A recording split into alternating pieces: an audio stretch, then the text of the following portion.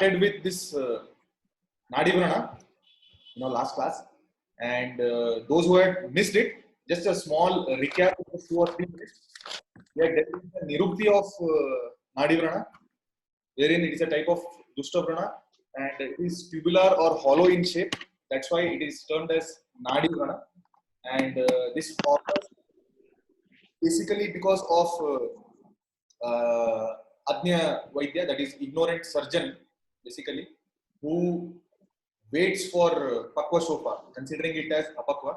So by this, Acharya Sushruta has also told us that it's very much important that we know the difference between Pakwa and Apakwa Shofa, and when we have to do the Bhedana, because if the Bhedana is not done at the right time, then there are all the possibilities that Vrana may turn into Nadi Vrana.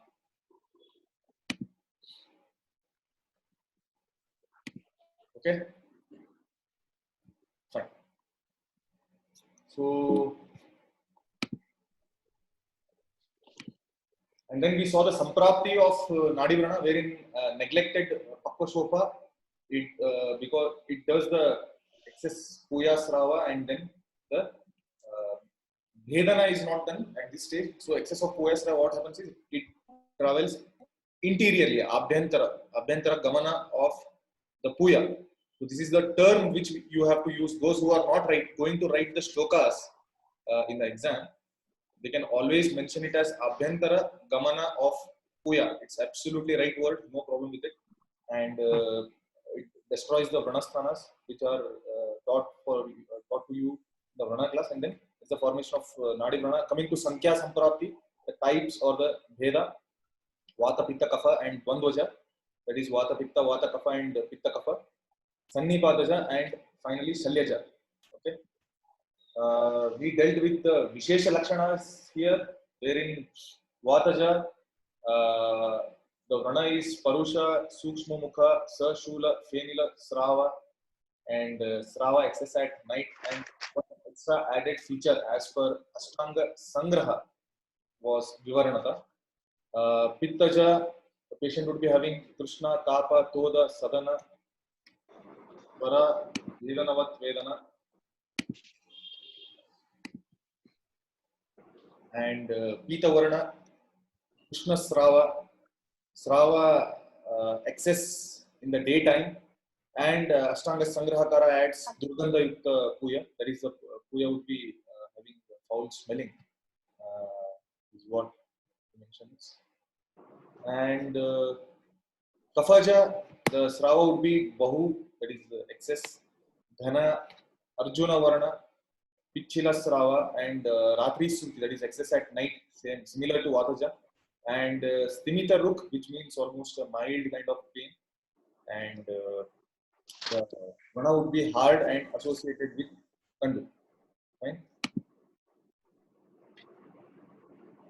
Dvandvaja would be like the combined features of two dosha, and then the Sannipataja along with combination of all the dosha. Here, a person would suffer from Daha, Jwara, Shvasa, Murcha, Mukha Shosha, and Srava is of variegated colors, and it is fatal also. And, we saw that it is asadhya also, that is, it is difficult to be treated. And the Shalyaja or the Akruta is one wherein Shalya in Twak Adi Sthanas, which is not removed or extracted, Aharana Karma is not done, then it leads to formation of Nadi Vrana. Here the Srava is Fenila, Mathita, Svacha, Ushna, and Rakta Mishra. Sahasa Sarujam Nityam was the continuous pain which we are talking about. When it comes to Sadhya Sadhya, we have Tridoshaja, Sadhya, and rest all are almost Sadhya, but they are Kritra Sadhya. That is, usually they usually need surgical intervention. That's why they are classified under Kritra Sadhya also. Till here, everything is clear till here? Yes, sir. Yes, sir.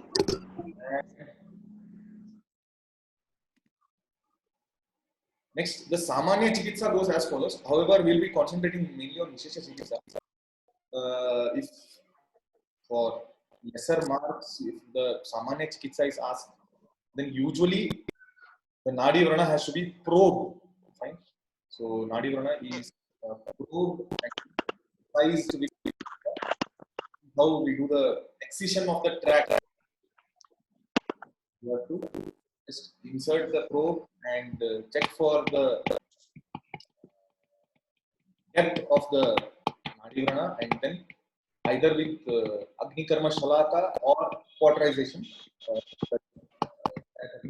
electro, we can excise it. Sorry, it's excise. We have to excise with Shastra. And then finally, we have to treat it like Vrana, and then it is subjected to Shodhana and Ropana and Vranavat Chikitsa. Clear with the Samanya Chikitsa? Yes, sir.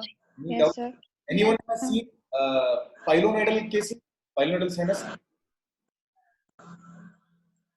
No. If anyone had seen, sir. You have seen it? Yes, sir. Like I'd seen like post-op, sir. Like they were just filling in medicines in the space. Only that I saw. Fine. We basically use ribbon gauze, which is dipped in betadine solution, and it is just filled in the excised wound.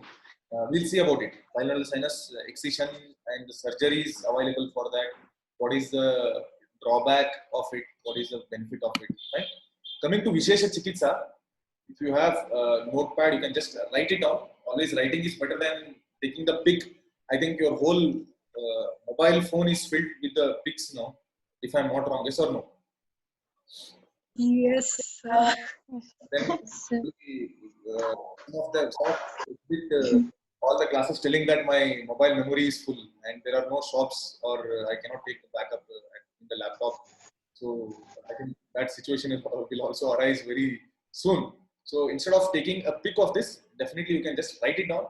By writing, even it will be helpful for you so that some of the words you would become familiar with, and also it will be easy to use the Sanskrit terms. Fine. When it comes to Vishesha Chikitsa, the Vataja Nadi Vrana Chikitsa goes as follows. You have to do the Upanahan, and then Vidarana. So Vidarana here is like you have to use the Agni, and then we can just excise it, and again it's not incision, it's excision. So please change it, it's excision.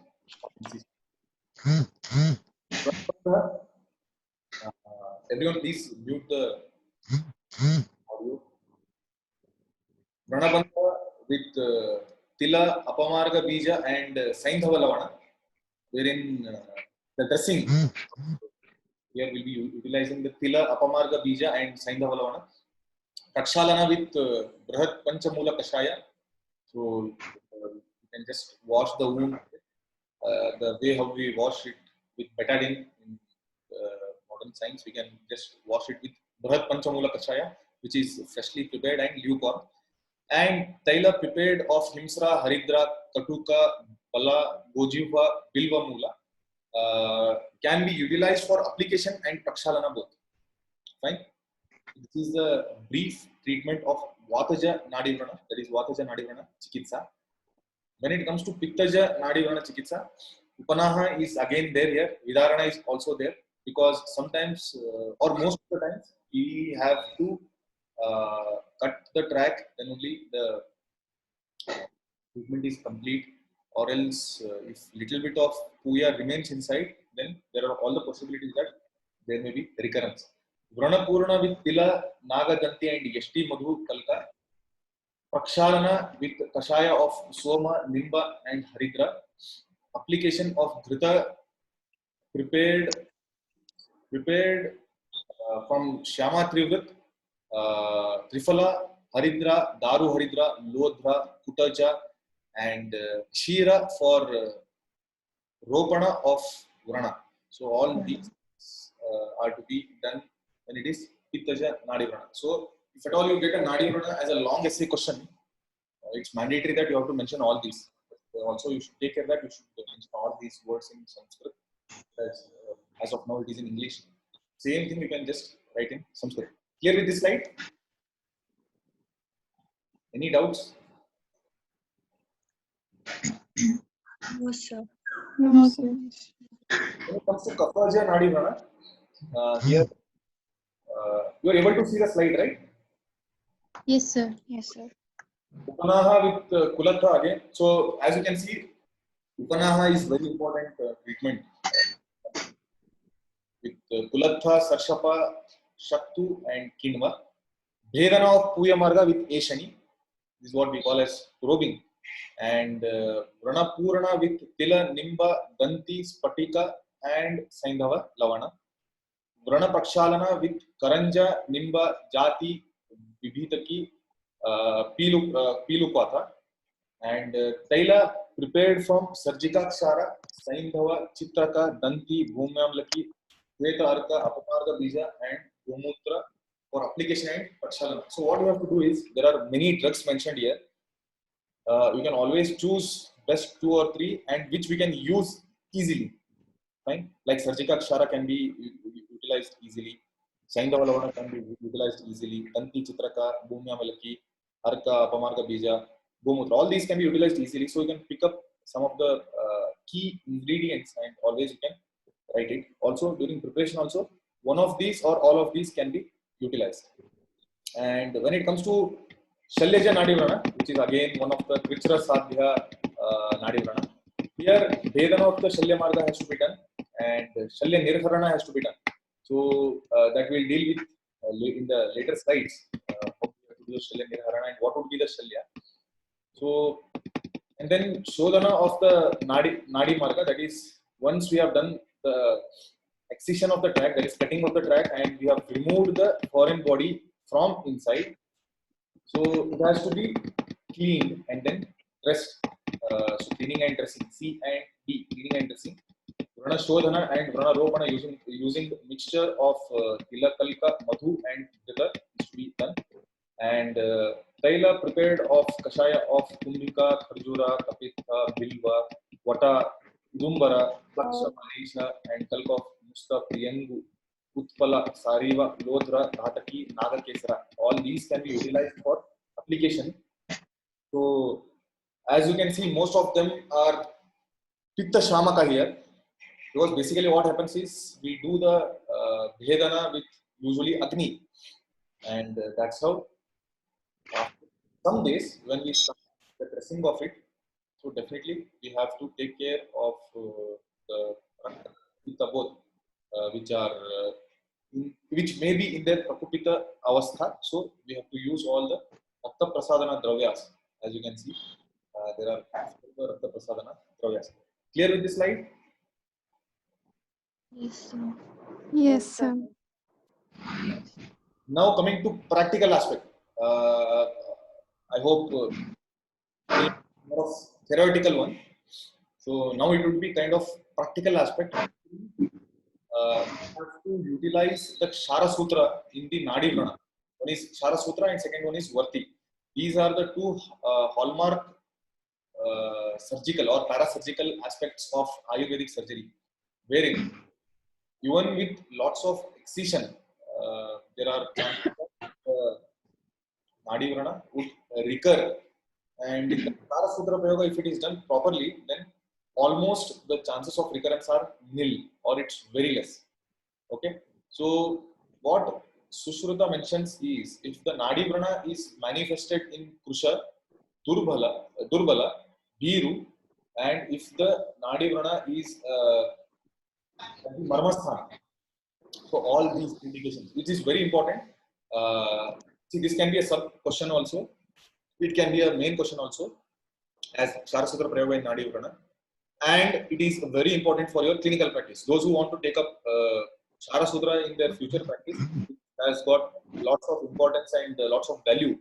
So for all those, this would be a very good point, wherein Nadi Vrana, if it manifests in Krisha, Durbala, Viru and Marmasthana.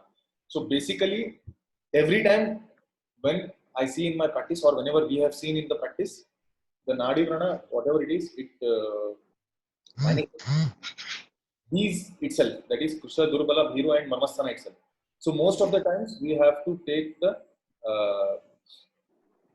Shara Sutra help in order to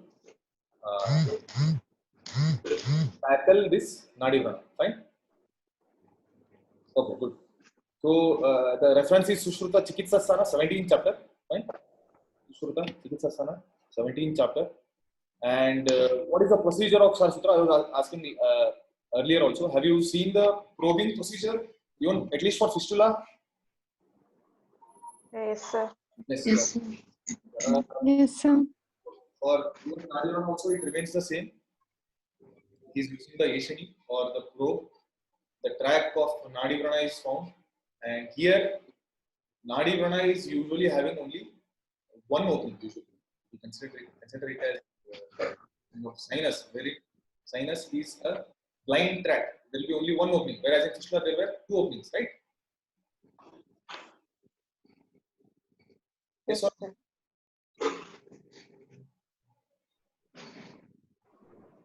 So Nadi Vrana would be having only one opening. What we have to do is we have to start probing, and then where the maximum resistance is felt, there we usually make one opening.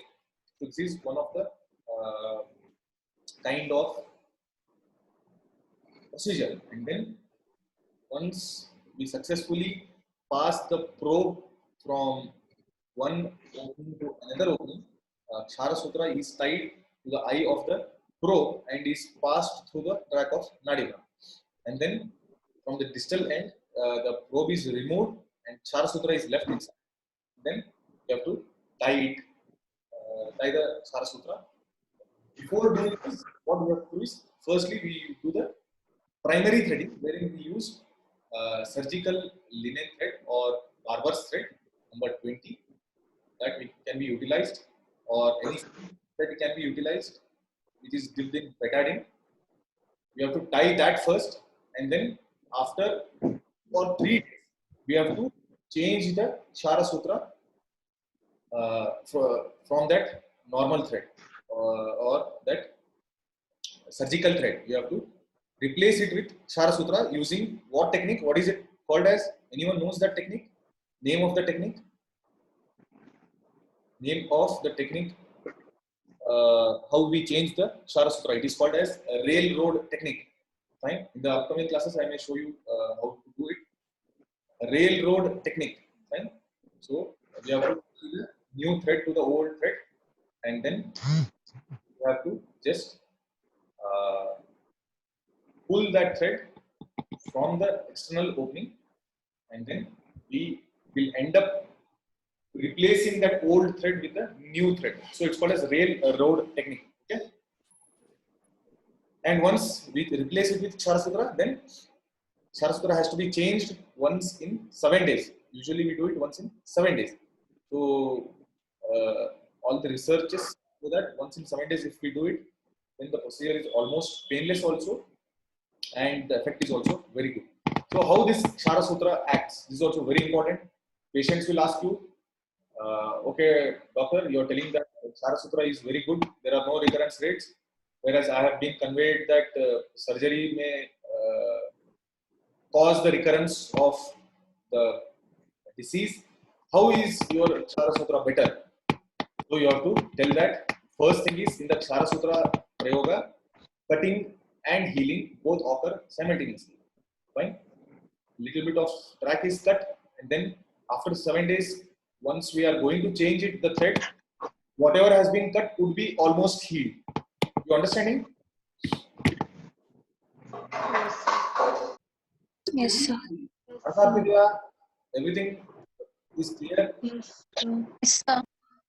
So we'll have cutting and healing both together. Whereas in surgery, what happens? We only cut it open and just keep it, and we keep on doing the dressing. The way one of the student told that he has seen the dressing of the wound. So that's a tedious procedure. Every time you have to keep on doing the dressing, and then there would be all the possibilities that there can be a recurrence of the is again. So first is cutting and healing together. Fine. That is not there in the slide. So cutting and healing would be together when we use the Chara Sutra. May it be in Nadi Vrana or may it be in Bhagandara. Okay.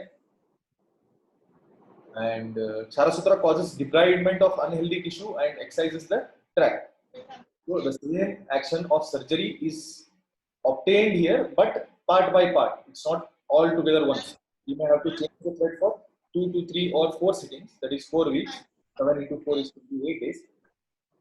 Like that, slowly cutting and healing would occur. Right? And mechanical pressure facilitates cutting of the tract, thus causes the complete excision. Is this slide clear? Any doubts? No, sir. No, sir. Now, even Acharya Sushruta also tells that this Chara Sutra can be utilized in other diseases other than Nadi Vrana. Some of the diseases like Granthi, some of the diseases like Bhagandara and Arbuda, and also Arsha. So Arsha, Arbuda, Bhagandara, Granthi. In all these diseases also, we can utilize Chara Sutra or we can do the Chara Sutra Prayoga. Okay, this is one extra point for you. When it comes to Varti Prayoga in Nadi Vrana, anyone of you have prepared Varti till now? Have you prepared the Varti?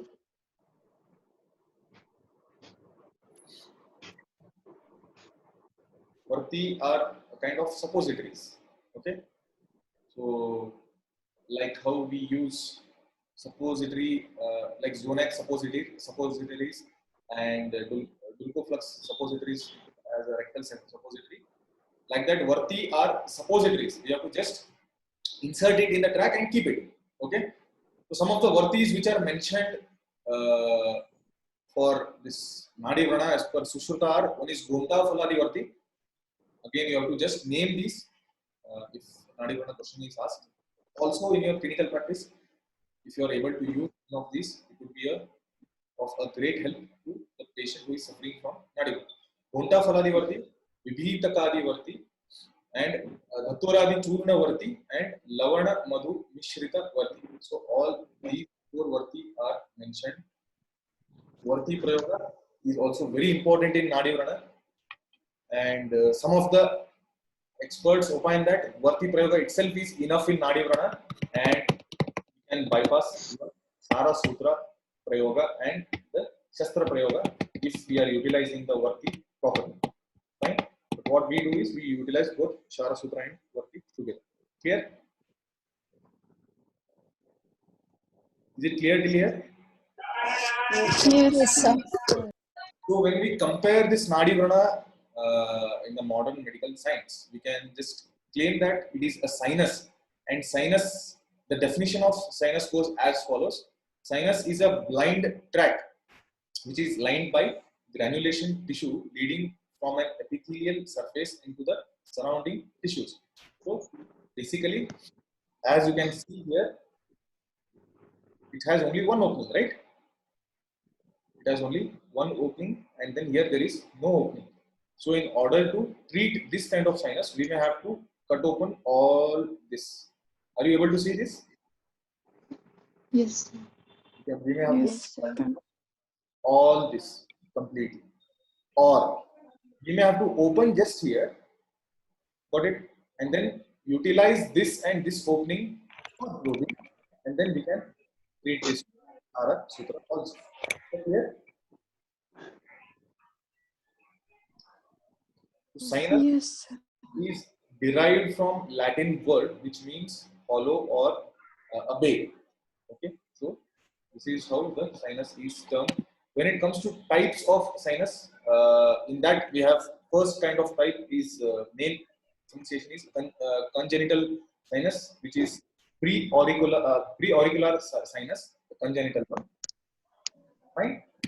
And acquired sinus, it may be actinomycosis, it may be tuberculosis sinus, it may be median mental sinus, it may be pilonidal sinus, and it may be osteomyelitis.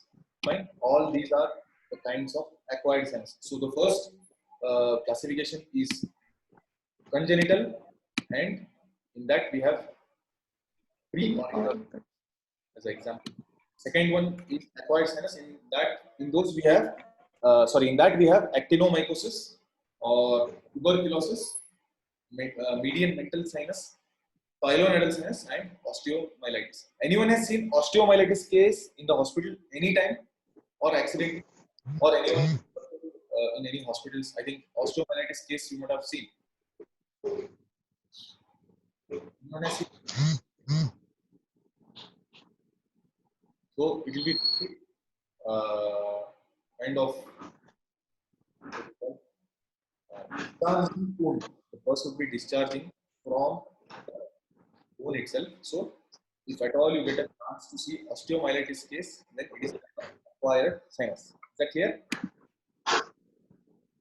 When it comes to etiological factors for sinus, this is mentioned in all the texts almost of the compiled text. I think most of you are referring Shantanu, right? Are you referring Shantanu? Anyone? No. Fine. Whichever. Jalaluddin. Okay, fine. So there also it's there, or SRB also you can find this, or Yeah. manual also you can find this. DAS also you can find this. Bailey and Love also you can find this. So etiological factors for sinus are: one is infection, second one is obstruction, third one is foreign body, the fourth one is malignant, the fifth is tuberculosis, sixth is necrotic tissue, seventh is incomplete drainage of abscess. Please correct the spelling; it's not right here. S is missing. The eighth one is fibrosis. The ninth one is actinomycosis. The 10th one is repeated trauma. So these etiological factors cause sinus. Clear with this slide? Should I repeat it once? No, sir. No, sir. And when it comes to examination of sinus, okay, should we stop here or shall we continue?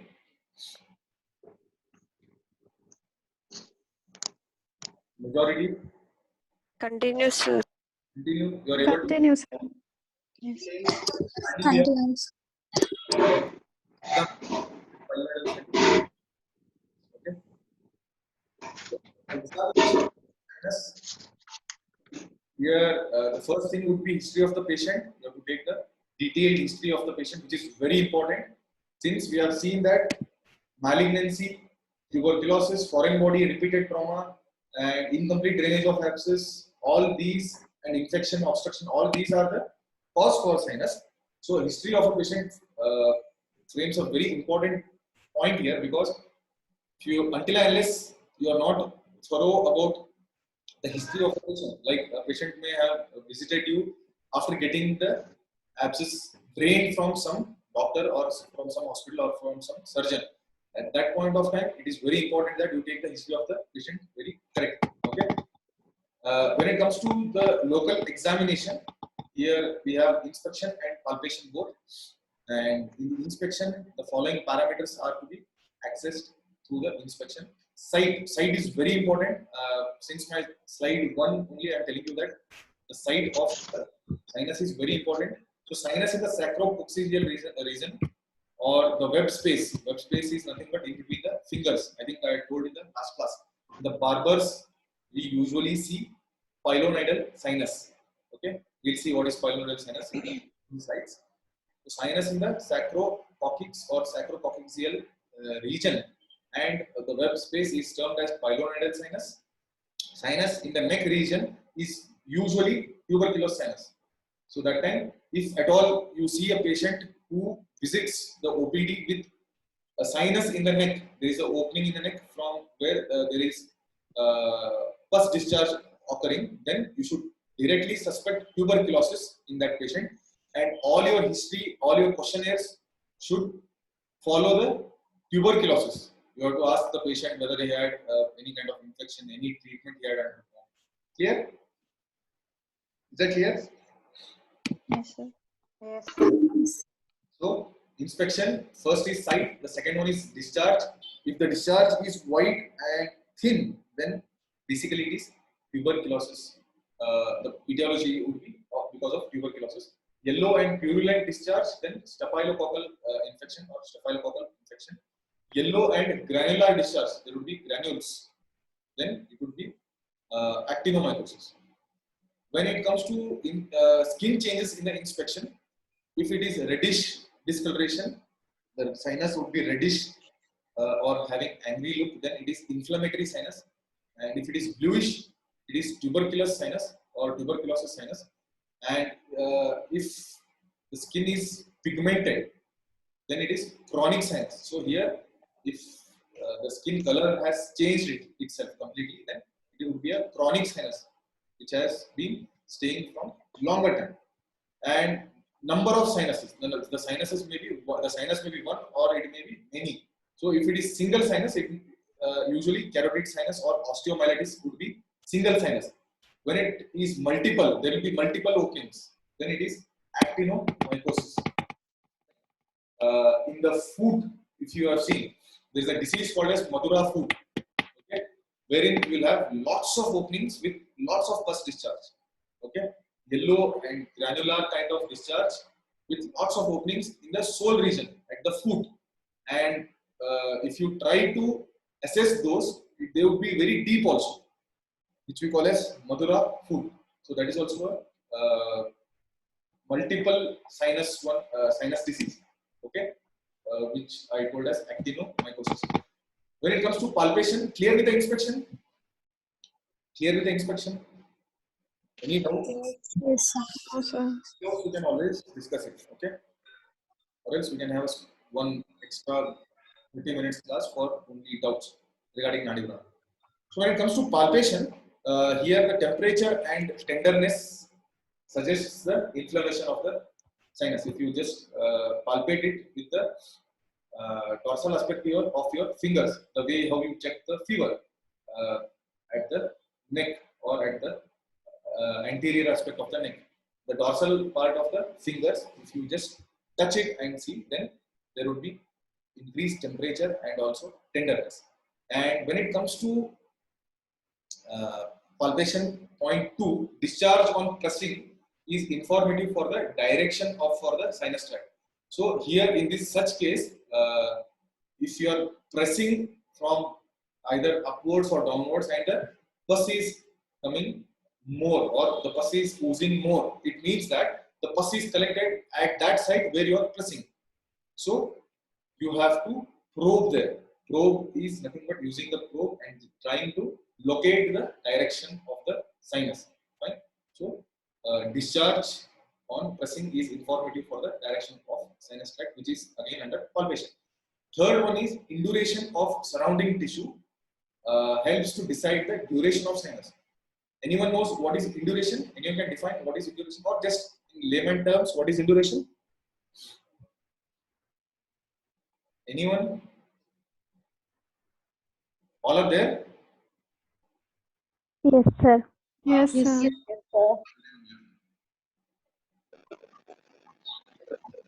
So, induration here means hardness. Okay? Induration here is hardness. All right. So, if the surrounding area is hard, then it means that the sinus is of a chronic one, or it is the duration is longer one. If there is induration of the surrounding area. The fourth point in palpation is if the sinus is fixed to underlying bone, then it indicates osteomyelitis. As I told you, if the sinus has lots of pain and then there is oozing of the pus, then it may be osteomyelitis. And examination of relevant part like lymph nodes, maybe it will be enlarged in tuberculosis and malignancy. So as I was telling you, if it is in the neck, then you can just lymph nodes related to the neck. Then the cervical lymph node enlarged, you have the clinical diagnosis as tuberculous sinus. Okay. Clinical features of the sinus is persistent discharge. Fine. We spoke about how the discharge would be. It may be granular, it may be purulent, it may be thin. So persistent discharge, continuously there will be discharge, pain, mild grade fever, and loss of function. So usually these are the clinical features of the sinus. Now, if we have to investigate in this case, what are the investigations required? Hematological investigations or the blood investigations, we may notice that there is increased WBC, increased ESR during the first hour, and raised blood sugar levels in the diabetics. Please make it diabetics. It's not diabetes, it's diabetics. So vice versa. Here again, karya karana or the cause and effect theory plays role here. If the sugar level is raised, that person may be prone for a sinus or an abscess or an pilonidal sinus or an fistula. So basically, if the sugar levels are raised in the blood level, and if a patient or person is not aware of that, or if he is aware or she is aware and they have neglected it, then there are all the possibilities that they may develop sinus. If at all there is this kind of abscess or sinus which is not taken care of, then slowly it may lead to the complications, right? It may lead to complications, and then they may develop diabetes mellitus also. So basically, these are, or they may see the increase in the sugar levels, blood sugar levels. Second is urine examination, culture and sensitivity tests to treat the infection if there is any infection. And sinogram is one of the specific investigation wherein a radio-opaque dye is injected in the sinus, which is not transparent to the X-rays, and radio-opaque dye is injected into the sinus, and then with the help of cannula it is injected, and then multiple X-rays are taken to check the direction and the depth and the number of the sinus or the communication or communicated tracts. How many are there? We can always see it through sinogram. So sinogram is one of the important investigation when it comes to sinus. The fourth one is biopsy. If at all is associated with malignancy, then definitely we may have to go ahead with biopsy. When it comes to treatment of sinus, the first would be antibiotics, analgesics, anti-inflammatory drugs, and when it comes to the surgical procedures, it may be the removal of the foreign body if it is present, proper drainage and excision of the sinus tract, cleaning and dressing of the sinus post excision or post removal of foreign body. Multivitamins has to be administered, and treatment of associated disease like diabetes mellitus, tuberculosis, malignancy has to be done. That is treatment of associated underlying disease because of which the sinus has occurred has to be done. Fine. So antibiotics, analgesics, anti-inflammatory drugs, removal of foreign body, and proper drainage and excision of sinus tract, proper dressing of the sinus, multivitamins, and treatment of associated disease like or underlying disease like malignancy, tuberculosis, or diabetes mellitus. Going towards almost end of the class, we have 4 slides more, four slides more, and very important topic, pilonidal sinus. So pilonidal sinus is a tunnel or a sinus in the skin. It's usually filled with pus, and here it occurs or it is a cyst. Usually we call it as pilonidal cyst. So pilonidal cyst is the reason for pilonidal sinus. What happens is, in that cyst, basically there will be accumulation of pus, and most common area is the sacral region in between the buttocks. There is a sacrococcygeal region, umbilicus, axilla. In the axilla, if it occurs, we call it as hidradenitis suppurativa. Hidradenitis suppurativa. We may deal it with in the next class, classes. Hidradenitis suppurativa. It occurs in the axilla. Very painful one. Very kind of one. And the web spaces, as I have told you already. Usually, we see it in the region of buttocks, that is sacrococcygeal region, and axilla. web spaces it was there earlier, now it is reduced. And here pilus, the word meaning of pilonidal sinus, pilus means hair, nidus means nest. In Greek, if we consider the word meaning or word etymology of pilonidal sinus, then pilus is hair and nidus is nest. So hair is lodged in the nest. That is what the pilonidal sinus means. It commonly occurs in the jeep drivers. So this disease was seen during the Second World War. Second World War only. What happened in Second World War was lots of vehicles were used. That is, the jeeps were used for the war purpose, wherein the drivers used to drive the jeep in so much manner that day and night or very much long duration they used to drive the jeep. So sometimes this disease is also called as Jeepers bottom or Jeepers disease, because it had occurred in the jeepers or the jeep drivers who usually used to drive the jeep during Second World War, and also in hairdressers. In hairdressers, because we have seen the web spaces, the barbers or the hairdressers, sometimes the sharp hair lodges in between the web spaces and causes a sinus there. So Jeepers bottom is not just Jeepers bottom. These days we can correlate it with the car also. We can correlate it with the bus, truck, two-wheelers also. Fine. And incidence with respect to age is 20 to 30 years. So incidence with respect to age is 20 to 30 years, and incidence with respect to gender is men. And incidence with respect to the characteristic of men is hairy men. Those who have more of the hairs in the sacropoccygeal region or axilla, all the possibilities are there that sometimes the hair may get dislodged. There may be some infection, and then there may be abscess in which the hair would be drawn from a negative pressure, and then there would be a development of pilonidal sinus. So pilonidal cyst, what are the contents of pilonidal cyst? If it has occurred, are the hair, dirt and debris. These are the contents of pilonidal cyst, hair, dirt and debris.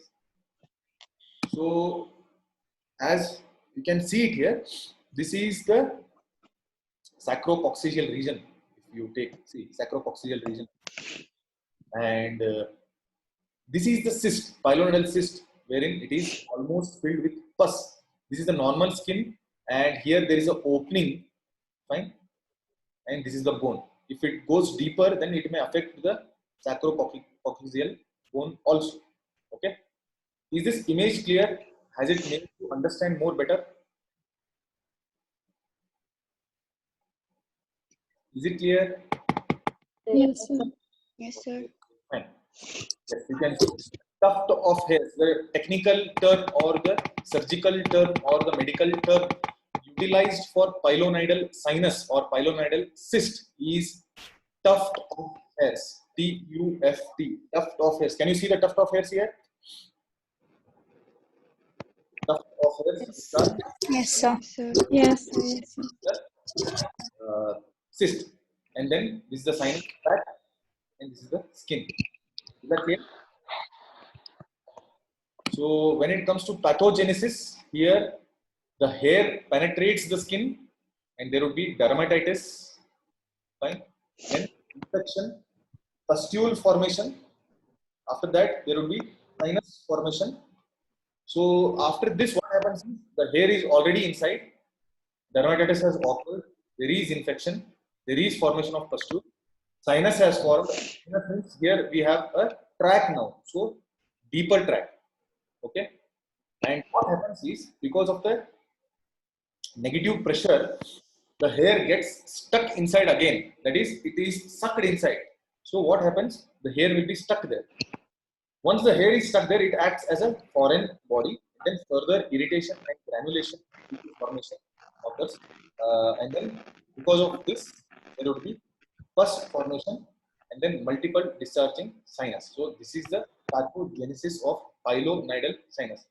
Is this clear? This is very important because even in the Viva, they ask you how a hair can get dislodged or get stuck in the sinus, causing a pilonidal sinus, then by shear pressure which you have to use that.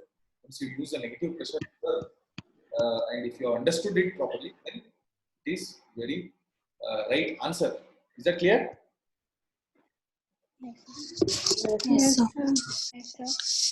When it comes to clinical features of pilonidal sinus, it's almost same as sinus itself, but here little bit more of the external features would be there. First is discharge, wherein zero sanguineous or purulent discharge can be seen in pilonidal sinus. Pain would be of throbbing type and persistent type.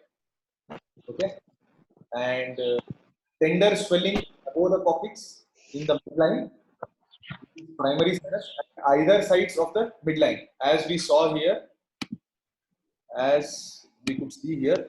Here, can you see this sacrococcyx area?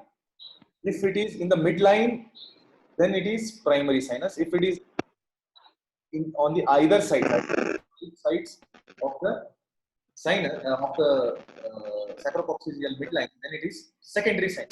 Is clear?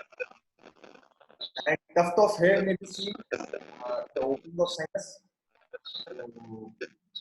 There may be a hair or lots of hair which can be seen in the opening of the sinus. In the mouth of the sinus itself, there may be a tuft of hair seen which has to be removed or which has to be taken out. Aharana karma again. And recurrent infection, abscess formation which bursts open, forming recurrent sinus discharge and discomfort. These are the clinical features of pilonidal sinus. Is that clear? Yes, sir. Yes, sir. Good. Complications of pilonidal sinus usually include, as I told you, if it reaches to the deeper part, that is bone, then osteomyelitis, necrotizing fasciitis, and rarely meningitis. If it has reached the bone, from there, if it travels through spine, then there can be meningitis also. But usually, chronic pilonidal sinus may cause sacral osteomyelitis, necrotizing fasciitis, and rarely meningitis.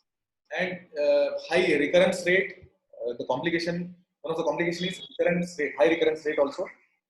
Here, it may occur again and again, even if you have operated it surgically. And what are the causes for high recurrence rate? Again, a very important question for your Viva, question from your patients, question in the OPD, and question from the experts is why the recurrence rate is high in pilonidal sinus. So one is improper removal or improper excision of the tract or improper surgery of the tract. The second one is entry of new tuft of hairs. Fine. In the first improper removal, even the tuft of hairs, if they are not removed, all the possibilities are there that the pilonidal sinus may occur again. The third is breakage of scar post-surgery. Post-surgery, everything has healed. There is a scar. If it breaks open again, it will act as pilonidal sinus. So these are the causes for high recurrence rates: improper removal and lack of hygiene. That is entry of new tuft of hairs. They are not shaving the hairs properly. They are not removing or trimming the hairs properly. Even once it has occurred, then also if they are not taking care of personal hygiene, all the possibilities are there that there is a recurrence chance. When it comes to the treatment, the final aspect, in the acute phase, if the person has, if the patient is visiting you with this kind of stage, you have to drain open this. Are you able to see this? Yes, sir. Drain open this and then see if there is opening. Okay, if there is opening, you have to go ahead with probing or the further treatment, and antibiotics definitely. When it comes to definitive treatment, and antibiotics would be broad spectrum antibiotics itself. When it comes to definitive treatment, excision and primary closure done under general anesthesia. All the pilonidal sinus surgeries are done under general anesthesia itself or spinal anesthesia itself. Some of the surgeons prefer local anesthesia. Okay, in the prone position, that or the jackknife position. In that position, the surgery has to be performed, that is excision and closure, primary closure. Fine. What has to be done is all the sinus tracts, unhealthy granulation tissues with hairs are completely removed. So it becomes like a well. Well is nothing but kua, bavi. Astu deep agi or such deep excision has to be done for pilonidal sinus if it is in the sacrococcygeal region, and all the tissues or hairs, whatever it is, has to be removed. So the rule of minimal invasion doesn't hold good for pilonidal sinus, because here you have to remove more and more, maximum. If something remains inside, again there are possibilities that you may have the recurrence seen. And then methylene blue dye is injected to demonstrate multiple tracts properly. Multiple tracts have to be identified through the methylene blue, and then they have to be excised. And excision and skin grafting, you have to remove everything. Lots of tissues are removed. You can graft the skin from somewhere else, but again there would be dehiscence of the wound, and then there would be a recurrence. The third is Z-plasty. So this is one of the surgical technique which is used as of now. Z-plasty, you can just name it, that's enough. No need to tell the procedure. Z-plasty, it has got good results as of now. And multiple Z-plasty is also one of the procedure. So other things you can just note down the names. Caridakis excision is done through a semilateral incision and lateralized suturing of the wound away from the midline, and it gives a good results. What happens here is we do not excise the at the midline. At the midline, which I told you is here. This is the midline. We do not excise here. Instead of that, we excise somewhere else here. From here, we access the wound. Is that clear? From here, we go here, and then we take out the maybe tuft of hairs, whatever is stuck inside, the debris, the foreign body has to be removed, accessed from here, somewhere away, here or here, and then we go towards this side. So that is Caridakis excision. And Limburg or the rhomboid buttock flap excision is also one of the procedure. VY gluteal advancement flap is also one of the procedure. And Bascom technique, the last technique is Bascom technique of excision through lateral approach. Again, the lateral approach is you are going from the away from the midline, and you are taking small lateral incisions, 2 to 4 mm size, and the sinus is approached. The pus is drained from this lateral incision itself. Laterally, you have incised here somewhere, here and here, or here. So you will have to drain the pus and remove the foreign body, access the foreign body from here itself. And hairs are removed with only minimal excision of sinus. Cavity walls are not excised here. Lateral all wounds are either sutured or left open for spontaneous healing. Whatever incision you have given here or incised here, they may have to be either sutured, or you can keep it open depending on the patient or depending on the size of the wound. 2 to 4 mm sized wounds, can keep it as it is, do the dressing properly, and then there can be all the possibilities that it will heal spontaneously. Non-operative treatment or prevention of recurrence or prevention of occurrence. Prevention of occurrence is occurring in a new person. Prevention of recurrence is occurring in a person who has already suffered from pilonidal sinus. Regular shaving of the natal cleft to have a meticulous hair control. For this, various measures can be utilized, even trimming or shaving of the hairs, or they can use other techniques like laser also. Proper perineal hygiene. The area has to be kept clean. Maybe sitz bath, they have to keep on doing it. Sitz bath is also a very important part of treatment. And drainage of abscess if it occurs, and then antibiotics. So all these are non-operative treatments, also good for prevention as well as prevention of recurrence, prevention of occurrence and prevention of recurrence. So any doubts? You have